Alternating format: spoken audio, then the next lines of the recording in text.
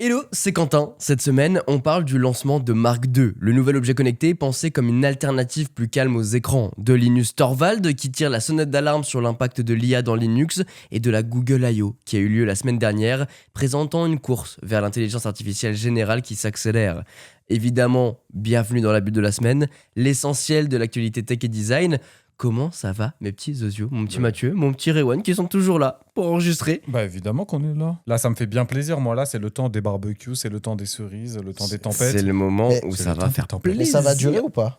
Ah ouais, bah Bon, au celle-là moment où l'épisode sort, je crois que c'est la semaine est full ensoleillée. Les non, gens la ils semaine sont prochaine, sous je le crois soleil. pas. Ah si, Je crois que ça a commencé, qu'il y a eu à partir de la moitié de la semaine d'après, c'est un peu Non, la parce merde. qu'en ce moment, le temps, il aime bien faire des feintes. Non, pas tout de suite. Parce qu'on est sous un dôme. Si vous regardez Hugo Décrypte, Ah, c'est le Big Dome. Mais là, on est sous Ouais, le mais t'as soleil. regardé sur la météo Apple. La météo Apple, elle pourrait te dire qu'il fait 25 degrés alors qu'il Non, fait non, météo. non, non, non, non. Non, mais Pourquoi tout le vas-y. monde a la rage contre la météo Mais- Apple? Il mais faut qu'on en C'est la parle. météo la moins c'est un vrai fiable sujet. de l'univers. On fera un sujet complet là-dessus. Sur la météo Apple. Il demande aux C'est Américains The de Weather regarder. Channel.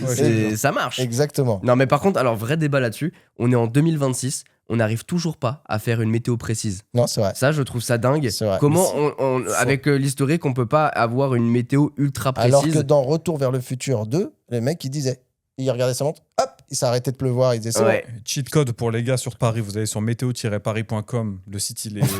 Je te jure, le site, il est fait par des bénévoles, machin et tout. C'est des données locales. tu ça veux se trompe. rencontrer les hommes ou les jamais. femmes de ta région, Ça se trompe jamais. météo Et pour ceux qui nous écoutent en province, alors c'est vraiment pas une vanne, t'as météo agricole. Les météos agricoles, Ah c'est oui, des ça, trucs par contre, bah, c'est ça, vrai. c'est- ultra c'est fiables. carré. En fait, là, le truc, c'est que c'est des serveurs américains, c'est weather.com. Qu'est-ce que tu vas interroger les Américains pour les météos françaises? Mais parce que pas c'est logique. international. Non, c'est fou. Mais si. C'est eux qui ont les satellites normalement. Mais en tout cas, du coup, je te confirme, a priori, la météo de la semaine prochaine, c'est beau Ça, jusqu'au donc- week-end prochain. Donc vous êtes Donc, ils écoutent caviar. Ouais. T'imagines le podcast tech où on en est allé à dire ben, c'est les Américains qui ont tous les satellites quand même, dis C'est- donc. c'est- Ça, Ça, mais c'est- déjà, les gens ils sont en train professionnel. d'écouter le podcast et on parle de météo depuis déjà une Ouais, minute. mais c'est même vrai. eux, ils C'est sont vrai. refaits. Là, C'est ils doivent être en train d'écouter ça. Tu sais, on est lundi. Oh là là, il fait chaud. Ça Là, on est, semaine, la journée, elle bien. commence bien. Quand ta journée, tu vois, quand tu ouvres les volets et que tu as les grands rayons de soleil, t'es en mode, tiens, peut-être je vais aller au taf. Là, ça peut-être- va être mais doux, là. regarde Ça se comment trouve, il la fait bon. personne qui t'écoute, elle est dans le métro, ligne 9, tu vois, elle est là, Ah elle a ouais. Bah là, baissée. là, c'est l'enfer. Là, je suis Dites-vous d'accord. qu'on est le soleil dans votre vie. T'inquiète. Rewan, quand peut-être bientôt il ouvre arrivé. la fenêtre, il fait le même du moustique comme ça, là, qui se frotte les mains, qui se Ah frotte non, la c'est la tête, mouche. la La mouche, mouche. là. Ah. On est Qu'est-ce d'accord qu'il que va du regarder, coup, la bulle de la semaine va durer 55 minutes. Hein. Me carottez pas, après Non, dire non, ça dure non. trop longtemps. Non, on en a marre. Je pétition. On Voilà. va Ah oui, non, mais regarder parce ça que en bon, toute la quitte- 35 minutes. quitte à faire un entremets, Mathieu est toujours du genre à s'étendre sur les sujets parce que on essaie de se donner une deadline parce qu'on sait que il y en a qui sont hyper friands des sujets très longs, d'autres qui sont plus friands des sujets plus courts. Et d'ailleurs, c'est pour ça que on On a a aussi séparé, bien sûr. séparé les deux Comme épisodes. cette intro d'ailleurs. Comme cette intro à rallonge, évidemment. C'est mais allez. ça fait plaisir. Et Mathieu aime bien s'éterniser sur des sujets parce que il est passionné par ce dont il parle. Et Voilà. il balance des questions qui nous font interagir aussi. Donc c'est un mec intéressant. Il a la liste. Il faut se Il a la tenir à liste. la liste. Pas plus, pas moins, mais je fais ma liste. Donc voilà. Et entre-temps, moi, cette semaine, j'ai reçu un produit, les gars. C'est Oui. vrai? Ça fait 8 ans que j'attends d'avoir ce Ce produit. produit Ah oui, juste Parce ça. que- Ah ouais, juste ça. Et là, en fait, on me l'a annoncé, c'est ma chargée de prod qui me l'a annoncé en disant ah, on va bosser avec eux et tout. J'étais en mode quoi? Non. Ils arrivent en France et tout. Quoi? Mais non. Et ça va être incroyable. Ah. Les gars, je vais passer mon meilleur été. Ça va être D'accord, ok. Moi, incroyable. je pensais que tu parlais du sujet que tu étais en train de monter, là, comme j'ai la chance de voir les backstage. Ah oui, Ok. non, alors ça Très aussi cool. c'est un produit que j'adore, mais les gens savent que je bosse avec Dyson, donc c'est un Ouais. produit Dyson dont je vais parler, mais ça va Mais être il est kiffant. plutôt cool, hein, de ce que j'en ai vu, là, très incroyable. atypique, hein, ça a l'air fou. Ah C'est ouais. l'après ma troubleshoot, le produit Dyson d'un de mes potes. Là, on peut pas Alors le ouais, chasser. moi aussi j'ai passé d'autres C'est le même. d'autres c'est le problèmes. même. C'est le- c'est- Je pense qu'il t'a contacté, c'est le même. Oui. Donc on est d'accord que cet épisode fait 55 minutes, accrochez-vous. Évidemment. Bah Mais non. en tout cas, je vous parlerai de ce produit très bientôt parce que ça sort sur la chaîne, je crois, courant juin. Donc Bah, vous l'été verrez arrive, ça, quoi. ça va être kiffant. Le moyen de faire un petit setup chambre. Voilà, c'est un produit pour la chambre. Mais c'est pas le produit auquel vous pensez, parce que là, je sais que vous êtes vous avez toujours Je pense l'esprit à mal rien, placé moi. là. Ah je ouais, pense à rien, ok. je suis- Bah, c'est un produit pour le lit. Ah. Vous allez voir. J'en dis pas Ouais, plus dans- comme dans- ça en dans fait. 2 minutes, il lâche le morceau, là. C'est tu vrai. sais. C'est pour l'hiver, tu sais, c'est un truc pour Je suis à chauffer le lit. ça. Là, je suis à mec, dis-toi ça que de t'as un lâcher. journaliste un peu affûté, là, il te pose la dernière pichenette et là, tu tombes. Ah mais il sait.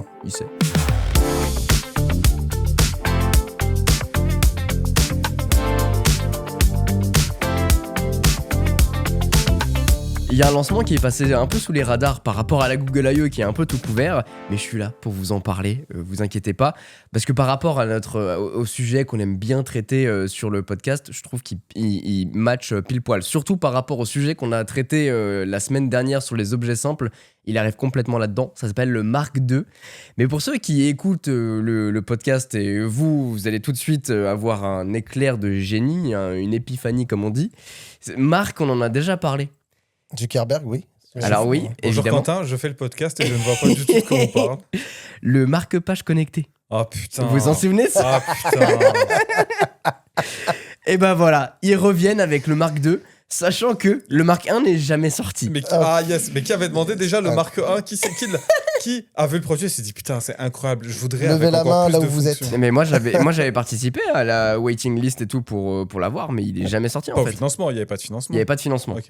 Mais on pouvait avoir des nouvelles, tu sais, en laissant notre adresse email et tout ça, mais bref, il Il a est jamais attendu. sorti. C'est fou d'appeler ça Mark 2 sachant que le Mark 1 n'est pas sorti. Mais oui, ça rend fou. Mais je vais vous faire un historique parce que le concept du Mark II, il est assez fascinant quand même parce qu'il cherche pas justement à remplacer le livre physique avec un écran justement, mais de faire l'inverse et de rendre un marque-page connecté et du coup interagir directement avec les livres physiques qu'on adore. Et comme ça, les gens qui veulent avoir un produit connecté, ils l'ont sans forcément passer par la Kindle. Mais je vais tout vous raconter. Il faut. On l'a vu aujourd'hui avec les AI Pin, les Rabbit Terrain, tout ça, il y a une vraie vague de produits qui veulent se connecter Ouais. avec des assistants vocaux et tout ça, un peu de nouvelle génération. Et mentionner le Rabbit R1 dans le truc du marque-page connecté, c'est de bon augure, je pense. C'est ça. Parce que le Rabbit R1, le Rabbit R1, non, M1 R1, ouais. R1, c'était vraiment le Fireburn pendant 2 semaines. Après, Ouais. tout le Ah monde oui. s'est rendu compte que ça puait la merde. Ah ben je l'ai acheté et je l'ai renvoyé direct, Exactement. aussi Tu sec, m'étonnes. c'était D'ailleurs, terrible. je crois que c'est un point commun que tu as du coup avec MKB et Gigi. Il a dû faire pareil. Il l'a acheté, il l'a renvoyé direct. Bah, évidemment, mais par contre le produit était très design.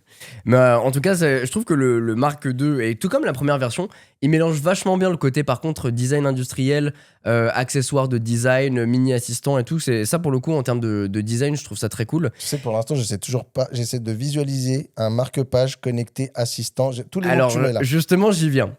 Cette nouvelle version du Mark, en fait, il faut l'imaginer comme un rectangle en aluminium brossé, hyper bien fini, comme tu pourrais retrouver avec les docks de chez Bionic. Je sais pas si tu vois un petit peu ce que c'est. Enfin bref, imagine une belle pièce d'aluminium Comme les bien. décapsuleurs Tesla. Ouais, exactement. Ouais, je vois très bien. Mais pour ceux qui n'ont pas la référence, imaginez un rectangle en aluminium brossé. Et en fait, dessus vient se clipser magnétiquement ce qu'ils appellent le highlighter. Et en fait, le highlighter, c'est là où se renferme un peu toute la technologie, parce que le marque-page en aluminium, c'est tout simplement un marque-page. C'est que tu le glisses dans ton livre et il sert à marquer ta page. Bon, a priori, là, je vous apprends rien. Si ce n'est que c'est un produit design, bon, bah voilà. Mais la technologie va se passer via le highlighter, qui lui vient se déclipser du coup quand vous êtes en train de lire. Et vous faites comme un surligneur en appuyant sur le bouton pour surligner les mots qui vous intéressent. Le but de ce produit-là, c'est de garder en mémoire des citations, des extraits d'un livre qui nous semblent importants. Le Kindle le fait très bien, et d'autres, enfin les liseuses de manière générale, où tu peux conserver les extraits d'un livre qui te semble intéressant et pouvoir revenir dessus.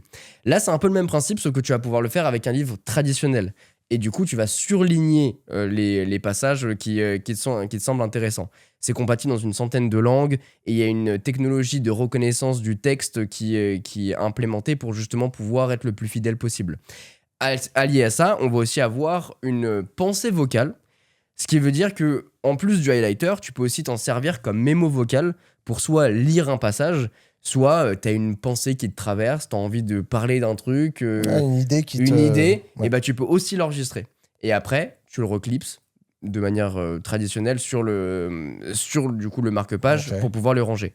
Tout ça vient évidemment avec une application. Et l'application te permet à la fois de conserver tout ce que tu as pu inscrire, highlighter, j'ai envie de dire, surligner dans ton livre. Et via une intelligence artificielle, et notamment liée à l'IA, il va reconnaître le livre d'où est extrait le passage. Les textes, ouais. Et du coup, pouvoir à la fois retrouver des extraits, des citations par livre, mais aussi par genre. Donc, admettons que tu lis beaucoup de livres sur le côté psychologique ou sur le côté entrepreneurial ou sur la fiction, il va pouvoir classer ça en fonction de ce que tu as envie, D'accord. de ce que tu préfères. Sachant qu'aujourd'hui, on sait, et leur but, c'est vraiment d'interagir avec nos lectures sans quitter le moment et sans passer par soit la prise de la photo sur ton téléphone, soit les notes, et généralement tu prends une photo où tu vas dans tes notes et ensuite tu reçois peut-être un message ou alors tu as envie d'aller sur les réseaux, bref, ça fait chier. Là, l'idée c'est que tu perdes pas le fil de ta lecture.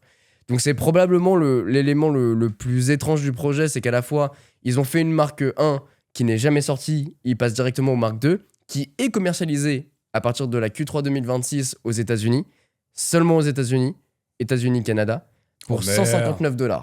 Oh merde. Putain, moi j'en voulais vraiment un. Putain, Et je sens Mais que qui- t'es... Mais qui ne rêve pas d'avoir un livre physique et un putain de stylo dans les doigts en train de surligner comme un golemon et de parler à ton livre, Non, quoi. en vrai, si j'essaye d'être pas aussi mesquin que toi, Pendant qu'il parlait, je Ouais. me suis dit, attends, en vrai, t'es un peu, tu vois, tu lis des livres ou d'introspection ou de philosophie ou quoi, tu veux noter des trucs pour t'en souvenir, pourquoi pas. T'es étudiant, t'as besoin peut-être de se soutenir certains trucs, etc. Ok. Et même comme ça, je Bah. me dis, mais de toute façon, quand t'es étudiant, t'étudies, donc t'as tes notes à côté, donc potentiellement t'as déjà un PC ou un truc comme ça, donc à la limite, t'as besoin de surligner. Je peux comprendre. Enfin, tu sais, de faire de l'OCR. ouais. Mais du coup, t'as juste des photos, tu prends une photo, tu fais de l'OCR et puis Ouais, mais bon, là, le truc, je pense que ça te casse pas. Alors, déjà, ça t'enlève la friction de dire, alors, je prends mon téléphone, j'ouvre l'application Ah ouais? et machin. La Là, tu friction de prends- scanner ligne par ligne. Ouais, mais en fait, C'est pas vraiment ligne par ligne, il capte un peu plus large. Mais par exemple, moi, je sais que c'est un truc qui m'arrive souvent. Genre, je lis et il y a des passages que je veux conserver sur les livres physiques, impossible de pouvoir surligner, si ce n'est de le faire manuellement, mais pouvoir le conserver et d'y avoir accès partout. Je prends mon téléphone et je retape ligne par ligne, ou alors je prends une photo, tu sais, je fais reconnaissance de texte Ouais, et ça, donc je fais ouais. copier-coller. Mais à chaque fois, pour le moindre truc, ça me saoule, quoi. Et- Parce que et- je mets trop de temps. et en fait, je comprends quand on connaît Quentin, on comprend pourquoi il est le client un peu idéal, parce que je sais que dans ses vidéos, de temps en temps, il aime bien glisser une citation qu'il aime bien. Je peux te donner aussi l'exemple, effectivement, du podcast, où là, le produit peut un peu faire sens. Imaginons, on fait un podcast sur on fait un épisode sur Steve Jobs. Au lieu de devoir te repalucher à ressortir les bouquins ou ton carnet de notes et machin, là, tu prends ton appli, tu dis, bon, là, je travaille sur Steve Jobs. Tu peux rapidement faire une recherche, tu as toutes les commodités un petit peu de la numérisation de tes notes qui fait que ça va peut-être un petit peu plus vite que retrouver des carnets de notes où tu as écrit des trucs. Je comprends le concept. Sachant que c'est aussi compatible avec des applications, ils ont ce qu'ils appellent le knowledge management, qui existe déjà via des applications genre Readwise, qui te permet d'avoir cette agglomération, cette bibliothèque un peu connectée. Et si jamais des personnes ont déjà constitué une bibliothèque comme ça, c'est connectable, c'est affiliable, et donc c'est compatible avec cette application, mais aussi avec Obsidian, Notion, etc. Et donc tu as cette passerelle entre l'un et l'autre si des personnes ont déjà commencé à créer un peu Ça un voudrait dire savoir, que, quoi. par exemple, Même avec t'as- Apple Note, donc ce que j'ai fait Ouais. peut être transférable. Ça veut dire que, par exemple, je reprends mon exemple de Steve Jobs, tu es en train d'écrire une vidéo sur Steve Jobs, ça veut dire que tu te lis la bio de Steve Jobs, bah, tu peux déjà, toi, de ton côté, donc lire le bouquin, scanner les passages qui t'intéressent et le coupler à ton Notion. Ça fait que tu as même un petit truc, genre, je sais pas, qui s'appelle marque 2 et tu vas retrouver toutes les citations dedans. Exactement, c'est ça. Je sais pas, j'ai du mal. J'ai l'impression que ça fait beaucoup gadget. Mais c'est Je parce peux que tu comprendre. n'es pas le client, en fait. Je suis pas le pense. client, je Moi, je pense. pense que c'est pareil. En vrai, moi, pour l'instant, comme je suis pas quelqu'un qui n'arrive à me poser pour lire des livres, pour moi. Non, mais même. Par contre, le prix fait très mal. je trouve. Ouais, il est le cher. prix fait prix, mal. ce- Alors, je veux pas que c'est un truc premium, etc. Mais même pour. Enfin, je veux Ça dire, fait pour l'instant, mal. je suis dans les révisions et les révisions, je les fais sur un truc physique parce que comme ça, je m'astreins, j'ai pas de distraction, j'ai pas mon téléphone, j'ai le livre et mon bouquin de notes à côté.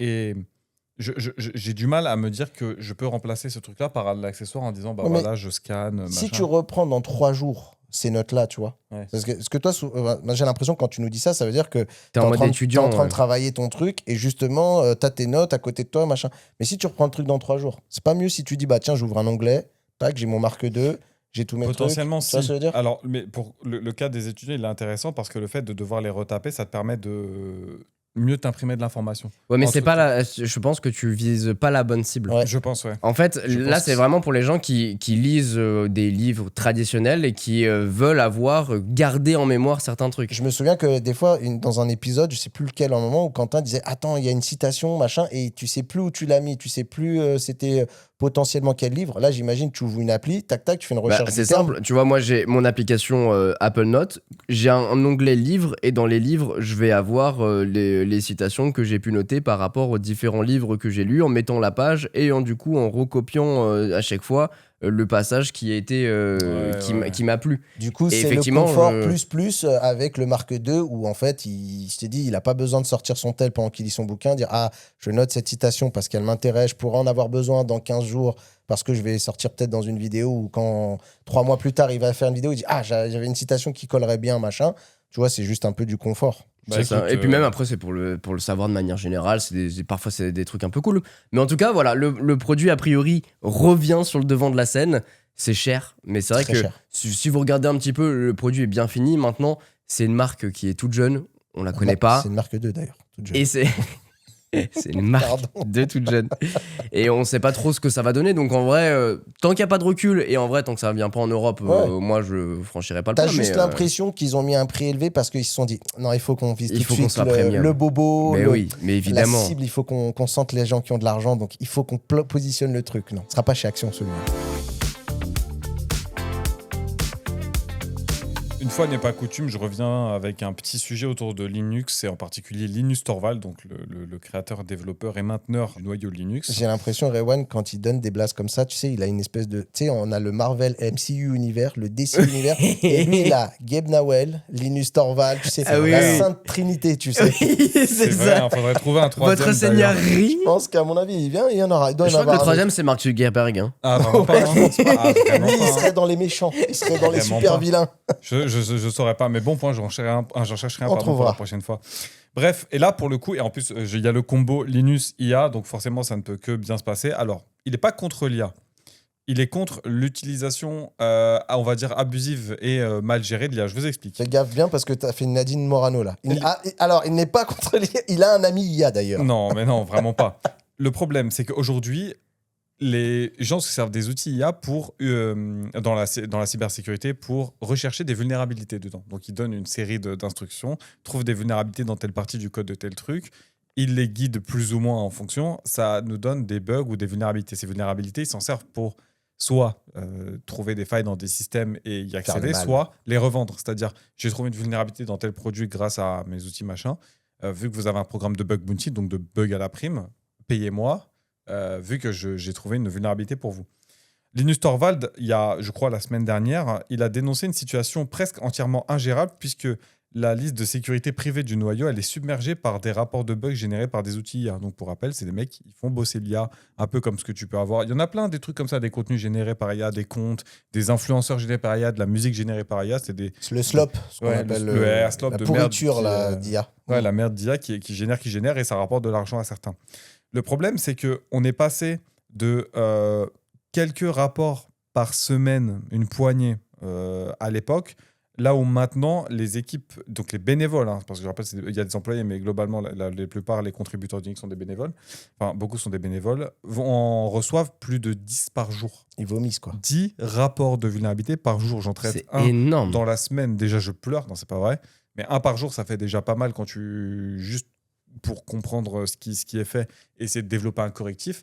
10 par jour, c'est cataclysmique. Sachant qu'ils sont pas liés, j'imagine. Alors, S'ils sont radicalement différents. non, c'est un très bon point que tu soulèves et j'allais y venir. La plupart, c'est des doubles. Mais c'est des Ah ouais, doublons d'accord. inutiles. Donc, c'est des trucs, les mecs, ils ont utilisé les mêmes, je sais pas, les mêmes prompts, les Pour- mêmes outils. Donc, ça te génère les mêmes. Pour que mêmes les gens erreurs. visualisent, c'est comme si quand vous rentrez de vacances, vous ouvrez votre boîte mail. C'est un peu le même effet, quoi. Tu ouvres ta boîte mail, il y a 200 mails qui t'attendent, t'es là, tu dis, pff, ok, d'accord. Ouais, t'es C'est un un peu peu, ça, hein. et t'es un peu dégoûté. Ouais, puis les boîtes mail, tu peux te permettre de l'ignorer. Là, le problème, c'est que c'est un produit qui touche littéralement l'entièreté de la planète. Ouais, Linux, pour et- rappel, hein, si vous avez un téléphone, vous utilisez Linux. Si vous avez le monde connecté, vous Et pour utilisez que les Linux. gens comprennent bien, les 10 tickets, c'est ça, hein, les 10 On peut rapports, on va peut dire, ça, ouais. c'est pas genre le petit mail de bonjour, j'ai trouvé qu'il y a un petit souci quand je fais un clic droit sur l'horloge et que ça. Non, c'est des trucs qui sont hyper longs. C'est pour ça, en fait, parce qu'on dit 10, ça, on se dit, oh, c'est vite fait. Mais en fait, c'est des très longs rapports avec tout le détail technique, etc. Et ils doivent tout éplucher, j'imagine. Bah, pour, aller éplucher, aller relire et le code voilà. qui. Et vérifier. Demandez à l'IA qu'est-ce qui se passe. Et c'est-à-dire, ils peuvent pas croire les gens sur parole, ils doivent aller vérifier la véracité, j'imagine, du rapport qui C'est a été ça. émis. C'est ça. Et le pire, c'est que même les mainteneurs qui passent un temps infini à faire de la conciliation, ils se transfèrent des trucs, etc. T'en as qui disent, bah non, ce bug, il a déjà été corrigé il y a une semaine, il y a un mois, machin. Donc, en fait, même au niveau de la productivité, c'est une perte de temps terrible. Il a déclaré d'ailleurs, les outils IA sont formidables, Linus Torvald. Les outils IA sont formidables, mais seulement s'ils apportent une aide concrète, plutôt que de causer des souffrances inutiles et un travail fictif sans intérêt. Et d'ailleurs, il a encouragé, alors c'est un peu du troll, mais j'aime bien le troll dans ce sens-là. Il a fait un appel à la communauté en disant faites pas juste des rapports sans comprendre ce que vous faites. Si vous trouvez un bug avec de l'IA ou une vulnérabilité, écrivez le page de correction. Comme ça, vous m'envoyez, vous dites j'ai trouvé une vulnérabilité, voici ce qu'il faut mettre en place, voilà le code, voilà le truc à modifier, le module à désactiver ou quoi, l'implémentation technique qui permet de remédier le bug, puis tout le monde est content. Puis là, dans ce cas-là, je suis très content que vous utilisez des outils IA. Pour rappel, c'est un truc que je disais au début d'épisode parce qu'on faisait de la blague, mais Linus Torvald, il aime l'IA, il veut y aller, il encourage à passer de la simple dénonciation à la production active de correctifs. Donc ça permet de responsabiliser les gens qui font du rapport de bug. Et nous, aujourd'hui, dans le cadre des activités professionnelles que je fais en rapport avec la cybersécurité, c'est ça qu'on essaie de faire aussi, c'est d'utiliser les capacités de l'IA, pas juste pour trouver des problèmes, mais pour nous aider à les résoudre. C'est un peu le paradoxe de ce qu'on voit en ce moment. Je sais pas si tu as fait gaffe, mais tu sais, tous les gens qui utilisent l'IA, ils s'en servent pour générer des articles, générer des vidéos, des musiques, des poèmes, etc. Et j'avais vu une situation qui m'avait marqué quand OpenAI avec ChatGPT commençait à prendre de l'élan. C'était mais je veux que l'IA elle fasse mes corvées, pas qu'elle remplace mes loisirs. Et Exact. je trouve que que c'est une citation qui est très poignante. Dans le sens où aujourd'hui tu t'en sers pour du divertissement alors que tu pourrais l'avoir pour justement te faciliter ton travail. Là où, dans certains cas, ça le rend plus pénible, voire effectivement... Comme trier tes 200 mails quand tu rentres de vacances, quoi, pour te faire un truc qui va directement à l'essentiel. C'est ça. Là où, effectivement, ça peut même le remplacer pour certains. Donc, qu'est-ce qu'il a fait face à ça ? Il a dit, vous me pétez tous les noix avec votre rapport. Je veux pas que mes bénévoles et les équipes avec qui je bosse, elles se cassent la tête à trier ces trucs inutiles. Ouais, surtout que ça peut décourager les gens, en fait. Ça décourage. Les gens, ils se disent, moi, je suis bénévole, je fais ça gratos si c'est pour me manger ce genre de trucs. Je fais ça parce que c'est intéressant, pas pour lire 15 000 trucs créés par IA. Ouais. Tous les rapports, ils doivent être courts, clairs. La vulnérabilité présumée, elle doit avoir été testée sur une machine réelle, pas juste envoyée parce que tu l'as fait n'importe comment par un outil IA qui t'a dit qu'il y avait un bug. Les rapports automatiques doivent être traités de manière transparente et publique par défaut. En fait, avant, les failles critiques, etc., ils les envoyaient en privé parce qu'ils considéraient que, vu que c'est un produit tellement énorme, il fallait d'abord notifier les équipes de développement de Linux pour pouvoir le patcher avant d'annoncer la vulnérabilité. C'est un truc qu'on appelle, c'est le responsible disclosure. C'est, je te l'envoie, tu as 30 jours pour le patcher, c'est plus ou moins 30 jours. Si dans 30 jours tu ne l'as pas fait, je le publie, comme ça tout le monde est au courant, et là ça va forcer... Et c'est ta responsabilité. Ça va forcer les gens, les gens vont se rendre compte du bug, ils vont essayer de l'exploiter pour des clients, et ça va te retomber dessus. Donc là maintenant, je te force à patcher. C'est une bonne... Donc voilà, donc les bugs IA maintenant sont considérés publics par défaut. Si tu as trouvé un bug, tu me l'envoies pas en privé, tu le partages, et puis si effectivement il y a quelque chose qui en ressort, la communauté sera en courant, et dans ce cas-là, ça va automatiquement créer un espèce de vase communicant avec le peu de vulnérabilités qui ont été générées par IA vont être automatiquement vont sortir du lot parce que les gens vont essayer d'en faire quelque chose. C'est terrible parce que en fait, j'ai passé là, ça fait 2 semaines que je traite que de ce truc-là. Gérer, retrouver avec l'aide d'outils IA. T'as Cloudflare, il n'y a pas longtemps, qui a publié son workflow de Claude Mythos, pour justement comprendre comment ils trouvaient des trucs. Alors eux, c'est pas genre c'est 50 gens qui tournent. T'as les gens, ils sont en mode Mythos, c'est terrible et tout. Alors ouais, c'est fondamentalement différent et c'est très intéressant comment ils fonctionnent.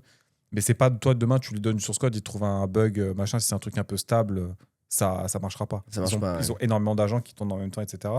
Il y avait des failles comme Dirty Frag, Copy Fail, Yellow Key, qui ont été... peut-être pas Yellow Key, je dis peut-être une connerie. Mais c'est des noms de vulnérabilité. Le mec, il donne des noms un peu à la cool en mode marketing qui ont été trouvés avec l'aide d'outils d'intelligence artificielle. C'est vachement intéressant de voir comment ça sort. Et j'en avais peut-être parlé à un précédent épisode, ça me dit quelque chose, mais je m'en souviens pas. Il y avait également le développeur de Curl, qui est un outil incontournable quand tu utilises... n'importe quel système Linux, voire je crois qu'il y en a peut-être même maintenant sur Windows par défaut, qui a fermé son programme de bug bounty. Donc ce que je disais tout à l'heure, tu me rapportes un bug et je te paye en conséquence, parce qu'il était victime d'une crise similaire, à savoir tout le monde qui mettait des bugs IA un peu merdiques. Lui qui avait testé aussi certains outils et qui avait dit non, il m'a trouvé un bug et le reste c'était des trucs qu'il avait halluciné. Donc voilà, si vous travaillez dans la cyber ou dans le développement et que vous avez ce genre de cas d'usage, double-checker, et puis 2, rajoutez de la valeur, s'il vous plaît. Développez des petits correctifs. Ne croyez pas sur parole ce que l'IA dit et ajoutez votre petite patte, et puis ça évite de perdre votre connaissance. Écoutez ce bon vieux Linux. C'est bon, Linux.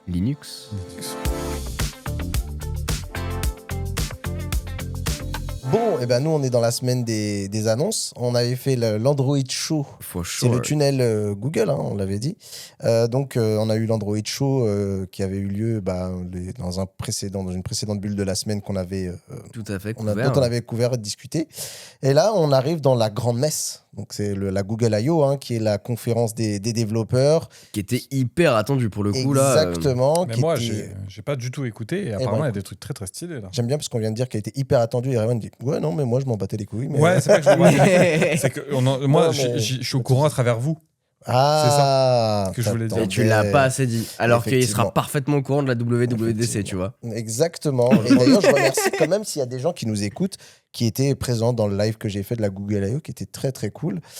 Ceux qui étaient là, merci beaucoup. Vous avez fait ma joie malgré tout. Donc, conférence quand même très dense, hein, ça a duré 2 heures Ah ouais. quand même.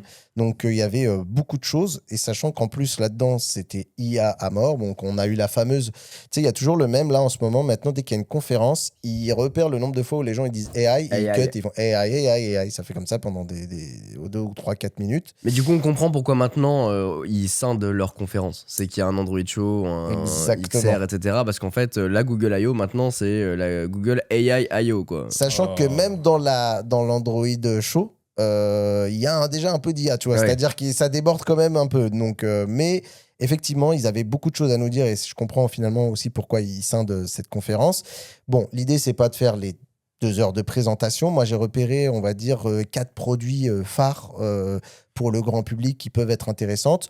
Quoi qu'il en soit, avant de rentrer dans le détail, le mot d'ordre de cette grande conférence, c'était de dire l'ère des simples chatbots qu'on a connus, voilà, vous ouvrez votre chat GPT, votre Gemini, vous dites salut et vous discutez avec lui. Grosso modo, ça y est, ça c'est acté, c'est fait, c'est maturé, c'est terminé. Enfin, c'est pas que c'est terminé, mais disons qu'on est passé C'est à autre adopté, chose. quoi. Voilà, exactement. Et puis eux, c'est plus leur sujet. C'est-à-dire, ils sont plus en train de dire comment on va améliorer notre chatbot, etc. Ils sont déjà dans les étapes d'après. On est dans l'ère agentique. Et ça fait un moment qu'on nous en parle. Moi, je suis l'IA depuis un petit moment. Et déjà fin 2025, on nous prédisait que l'année 2026, ça serait l'ère de l'agentique. Est-ce qu'on peut décrire un petit peu quand même Ouais. l'IA agentique pour les gens qui savent pas? C'est un découpage de ton IA en fonction de tâches spécifiques. En fait, c'est des C'est parties ça, qui le rendent très performant à certaines tâches très précises. Pour schématiser plus vulgairement, on va dire, tu avais l'IA des chatbots pour la discussion. Et là, l'agentique, c'est plutôt pour l'action. C'est-à-dire que tu vas donner une consigne à l'IA qui sera, comme dit Rewan, découpée en plusieurs petites actions. Et l'IA va se débrouiller pour faire chacune de ces petites actions. C'est trouve-moi un fichier ou alors réserve-moi un vol pour Barcelone. Ouais, ou plus, développe-moi c'est- tel code, Même plus loin. génère-moi tel truc. Je pars une semaine à Rome pour les vacances. Fais-moi un planning complet des lieux à visiter, des incontournables. Je vais Les aussi restaurants, manger les restaurants et tout ça. C'est ça. J'ai des enfants en bas âge avec qui ont tel et tel âge. Est-ce qu'on peut trouver des choses adaptées pour eux, etc. Je fais exprès volontairement d'en rajouter des Bien caisses sûr, pour ouais. montrer qu'il y a vraiment un schéma global qui peut être géré avec toute une configuration de choses à faire, quoi. Et surtout que là, il va te faire le découpage, il va te dire bon, ok, j'utilise ma capacité de navigation Internet pour trouver telle info. Ah, ok, partie financière pour gérer le budget, d'accord. Ah, ok, partie gestion pour les activités avec les enfants, d'accord, ok. Partie organisation pour à quel moment on les prend en fonction des billets, etc. Et tu as tout ça, en fait, c'était vraiment ce découpage-là qui est vachement. Qui fait la force des différents modèles avec la capacité de réfléchir, etc. Et la capacité d'utiliser des skills, en fin de compte. Et ben c'est exactement ça. Comme ça, du coup, on rentre dans le cœur des annonces. La première que je voulais donc vous parler, c'est cet agent personnel qu'on vient de décrire, qui s'appelle Gemini Spark, et donc qui est un agent qui est gérable 24 heures sur 24, 7 jours sur 7. Et ça veut dire que même ton écran de smartphone arrêté, même ton PC arrêté, il est capable de travailler pour toi si tant est que tu lui aies donné une tâche à faire qui nécessite une durée longue. Donc, en fait, ce qu'il fait, c'est qu'il tourne dans le cloud, dans des machines virtuelles. Ça veut dire que Google te met à disposition pas que du stockage comme on connaît sur iCloud, sur Google Drive, etc. C'est carrément un PC, quoi, un PC virtualisé, avec une IA qui tourne dedans.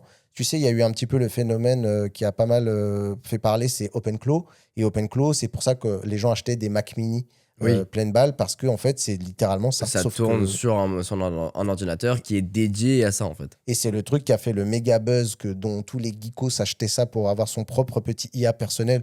Je suis d'ailleurs étonné que Rewan, il n'ait pas encore son Mac mini à la maison avec son OpenClaw. Mais bon, il comprend.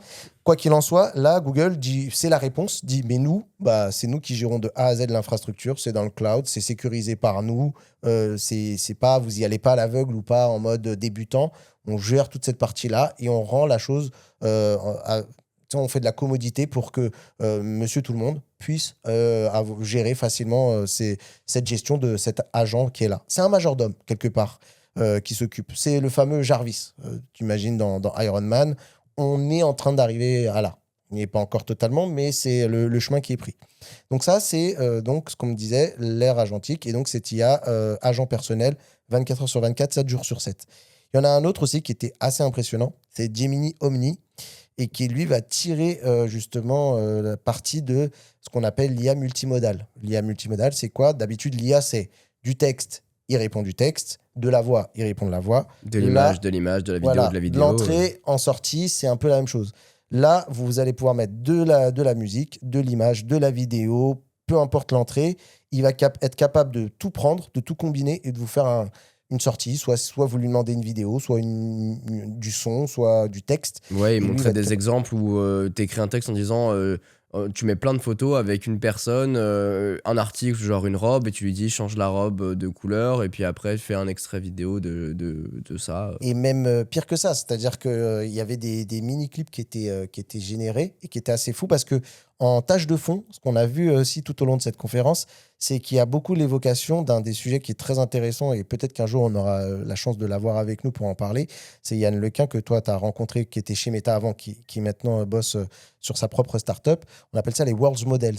Ça veut dire que cette IA multimodale, elle va savoir gérer le son, l'image, etc. Mais quand il y aura de la vidéo, par exemple, il a la compétence de comprendre notre monde physique, la gravité. Et à un moment, ils ont montré un exemple qui était assez flippant, qui était impressionnant, on va dire.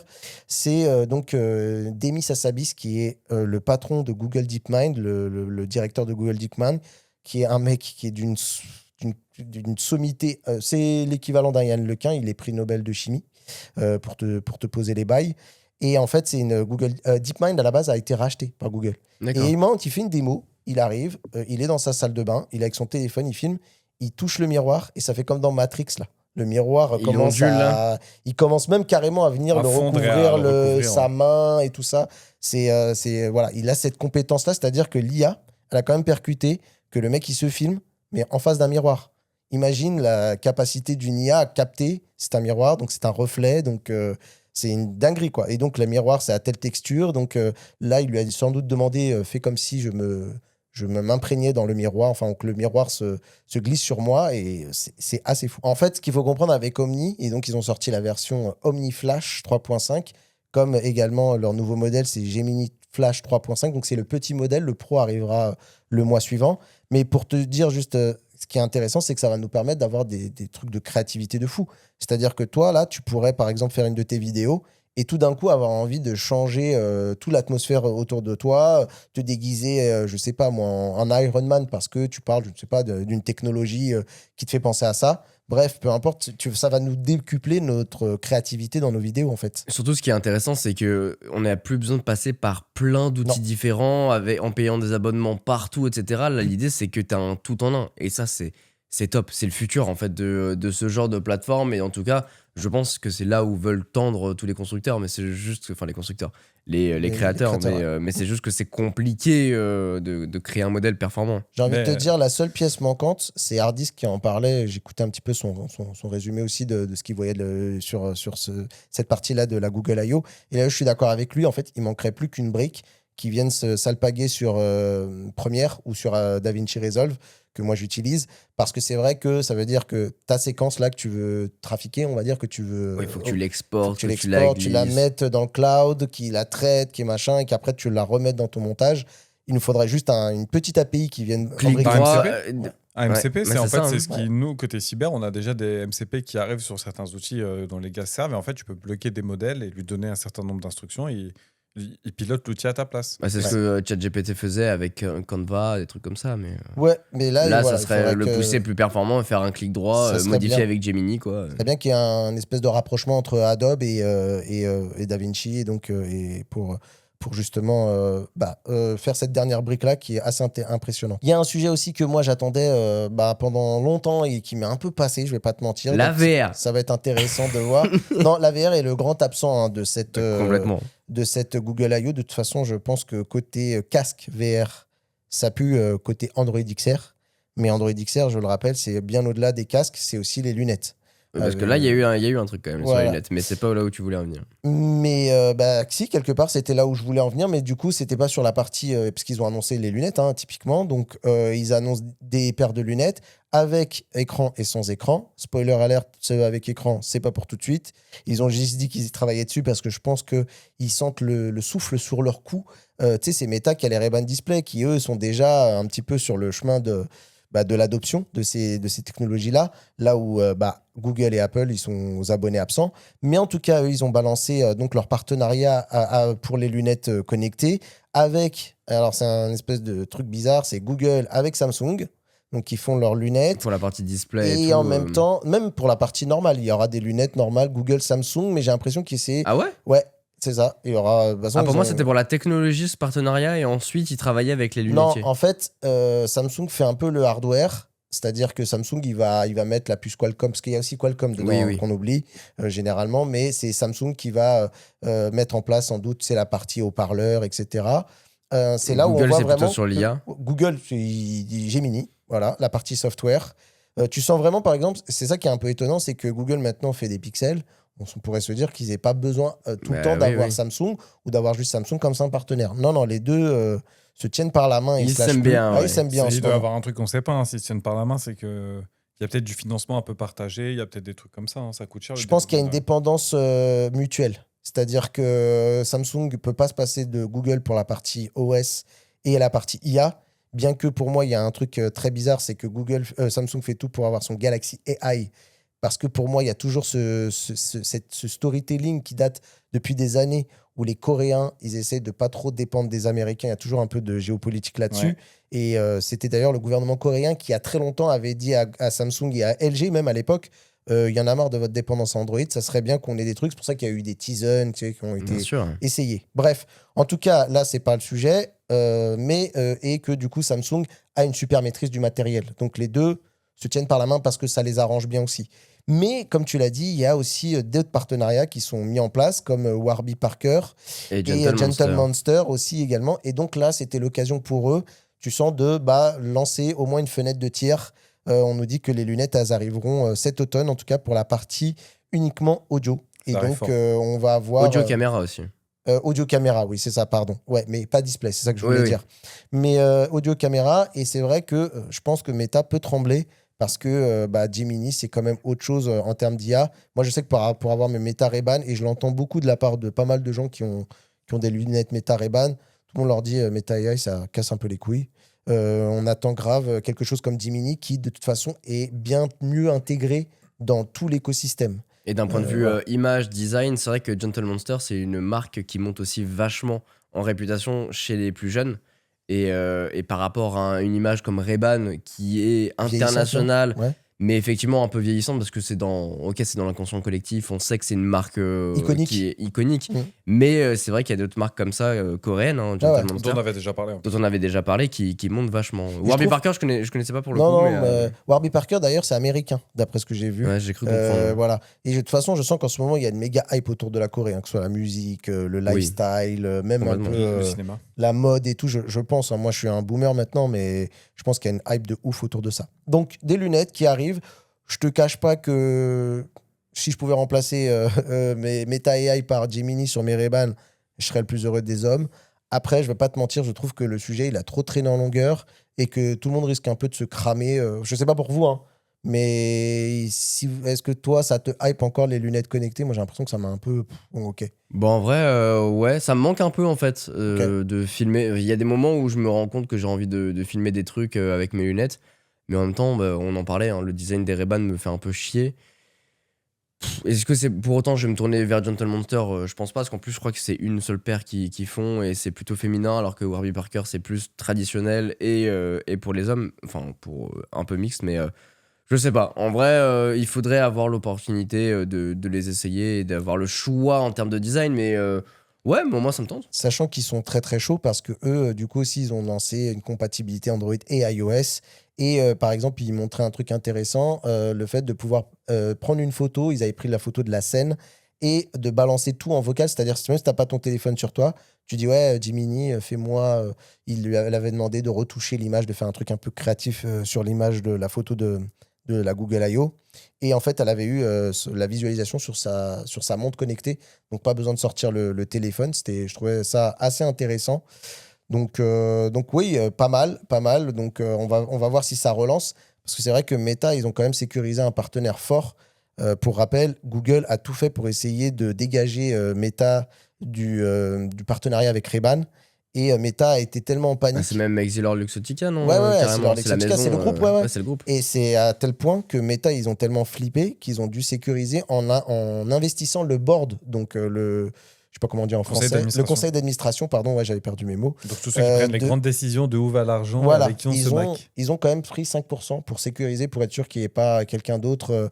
Même Apple, hein, je crois, qui a essayé un petit peu de chatouiller Ray-Ban parce que voilà, c'est la marque iconique. Donc, à voir, ça peut être intéressant. Je sais pas, toi, Rewan, les lunettes. Les lunettes, je trouve que c'est un peu gadget. En fait, c'est très très spécifique à certains moments, je trouve.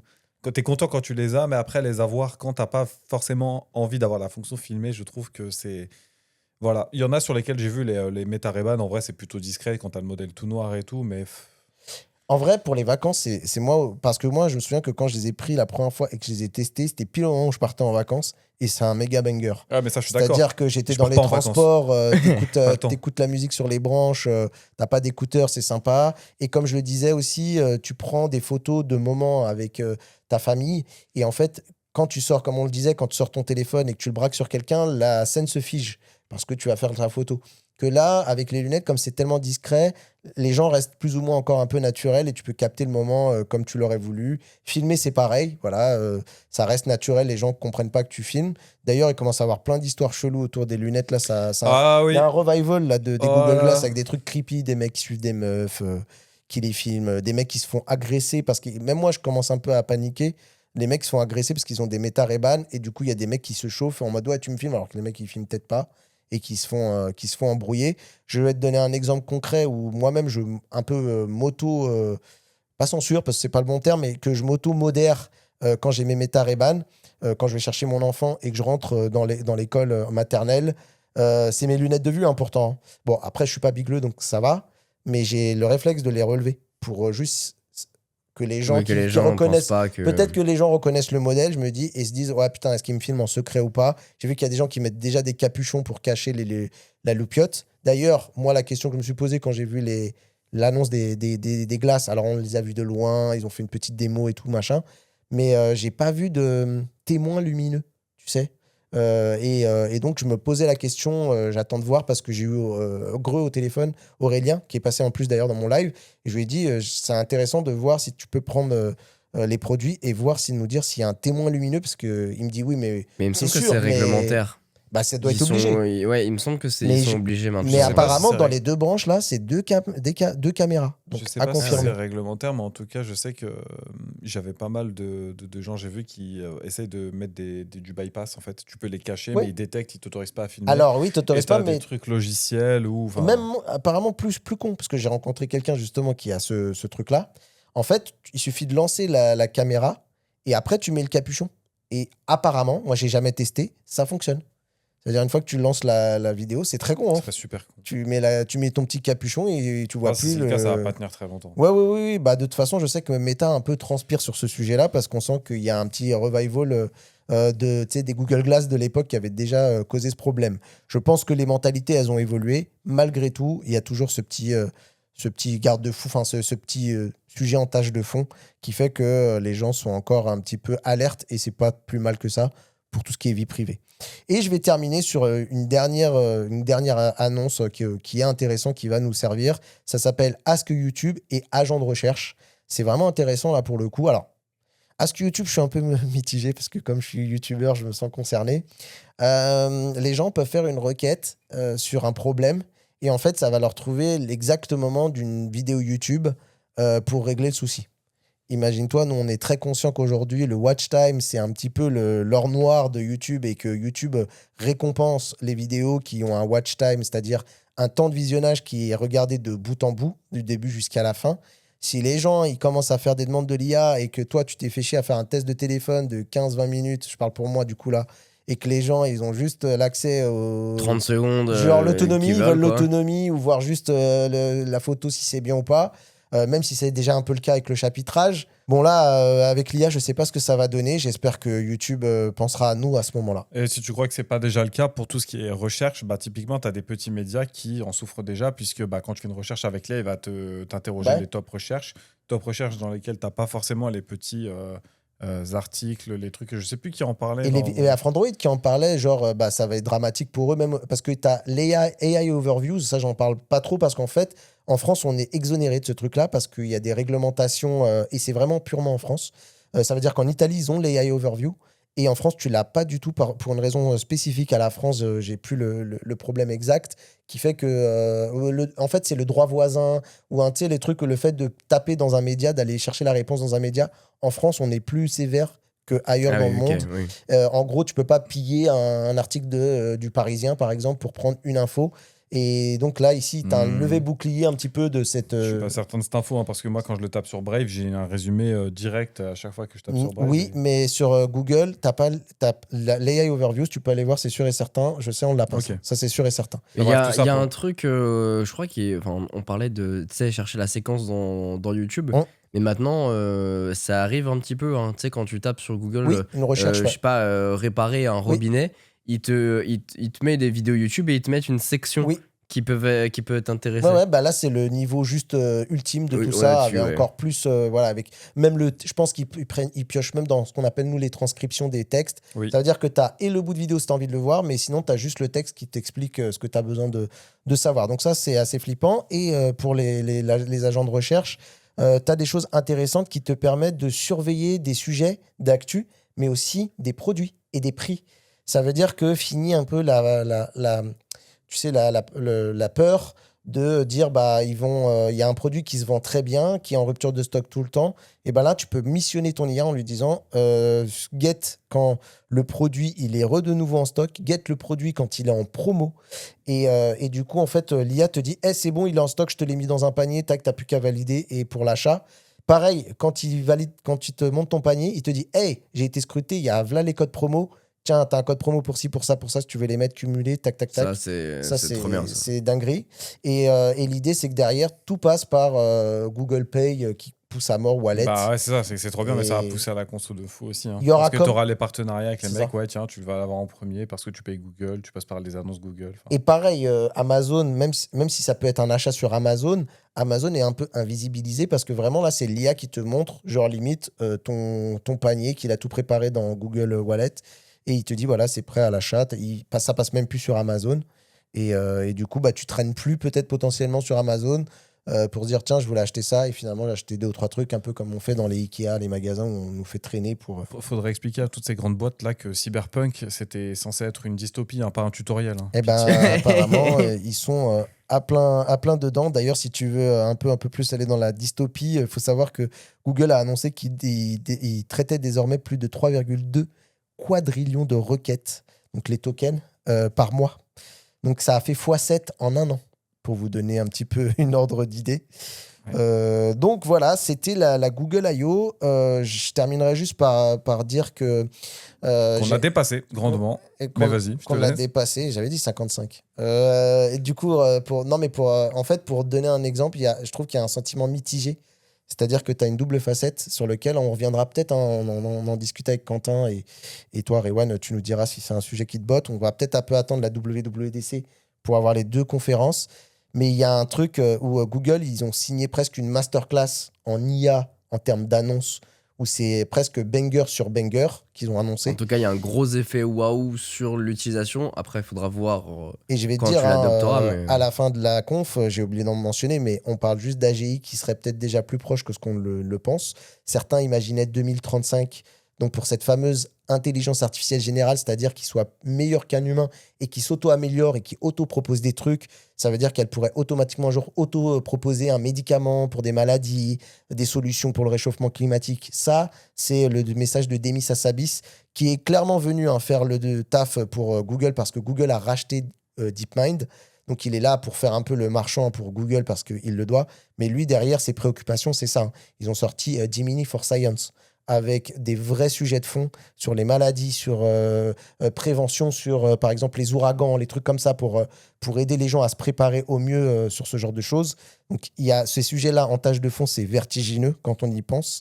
Donc, il y a ce sentiment de... Vraiment, quand je te dis de banger, je pense que je galvaude pas le propos et que je te donne même pas mon sentiment personnel. Je pense que tous les gens qui ont regardé seraient dire...